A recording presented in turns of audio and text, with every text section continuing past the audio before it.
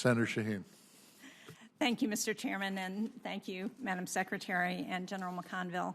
I want to start with the question that I asked at the full Armed Services Committee about the ENVGB, the Enhanced Night Vision Goggle Binoculars, because I'm still trying to understand how you arrived at your decision and how you can be comfortable that the Integrated Visual Augmentation System, the IVAS system, is going to be able to effectively replace those on the timetable that you're looking at. And I want to, again, point out that today we have Army senior leaders who are going to testify in front of the Senate Armed Services Subcommittee on Air Land about the modernization program. And as I'm sure you're aware, the testimony provided to the committee in advance of the hearing has Army senior leaders stating that the Army plans to begin conducting operational testing of IVAS in the third quarter of fiscal year 2022, and the plan is to begin fielding the system by the end of the fiscal year. I think that's what you told me in the full committee. So, again, last month there was an audit by the DoD Inspector General who found that the Army is at risk of wasting up to $21.88 billion in taxpayer funds to field a system that soldiers may not want to use or use as intended. So if during that operational testing deficiencies are discovered that would delay or limit the fielding of the system, what's going to be the impact on our forces, and how do you expect to deal with that? Senator Shaheen, let me try to address that, your concerns more effectively than I did last week. You know, the enhanced night vision goggles are a great piece of equipment, and our soldiers are very pleased with it, I think. And we have fielded, I believe, several brigades worth of those goggles, and the soldiers that use them are very happy with them. IVAS is, going to be a transformational, really, piece of equipment for our soldiers that provide some of the features that the night vision goggles provide, but also additional features. So, we really do want to move forward on that transformational path, but in a prudent way. So we are looking to the test that's kicking off this month, and I think we'll go through June to see how that plays out. We will want to take the results of that test into consideration as we decide how much of IVAS to buy, for example. But it really is sort of the first wearable technology for our soldiers. So, again, I thought some of the findings in the Inspector General's report were overstated. And I think Assistant Secretary Doug Bush can talk in depth about that, and I think have a great conversation with you about it.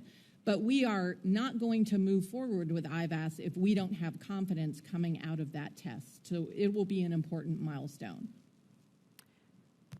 So when the testimony says that you're going to begin fielding the system by the end of the fiscal year, that may not be entirely correct? Well, at this point, as I said last week, we feel good about where we are with IVAS, and I think our sense is that the testing is going to prove that the system and some of the kinks that we've been working on with Microsoft are going to be resolved.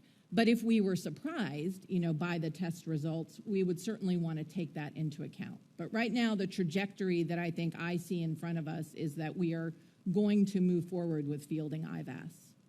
And is the testing regimen that's going to occur as robust and significant as the testing that you did on the ENVGB? Yes. I mean, we try to test, we hold all of our equipment to the same types of testing standards. And what's the timetable? How long does it take to run those tests? So I believe that the test coming... It would be done. I think it's a month-long test. I think it's a month-long test, and then we'll take some time to look at the results of that test. Well, I look forward to hearing more about it because, as I said, I continue to have real concerns about what's being proposed. I would like to just, if I can, Mr. Chairman, ask another question that may run over, because when you're talking about the recruiting goals and the challenges with recruiting, how have you factored in what's happening with the workforce more broadly nationwide? Certainly rising wages, while a great thing for Americans, are a challenge that we're facing. That we are looking at, again, things like recruiting incentives, the $50,000 bonus for certain MOSs. We have just put out a new marketing campaign called Know Your Army that tries to inform young Americans of all of the benefits of joining the Army, not just in terms of salaries, but also paid leave, the possibility of retiring at a relatively young age, help with buying mortgages. So I think part of what we need to do is better communicate the value, the benefits, if you will, but also the intangible, sense of purpose that I think the Army can give for a lot of people to pursue, their passions and challenges.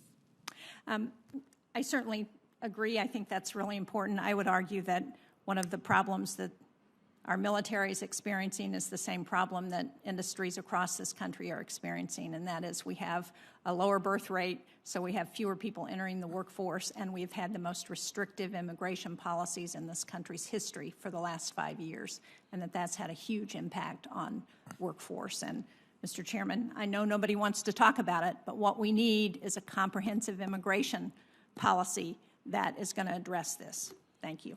No argument here.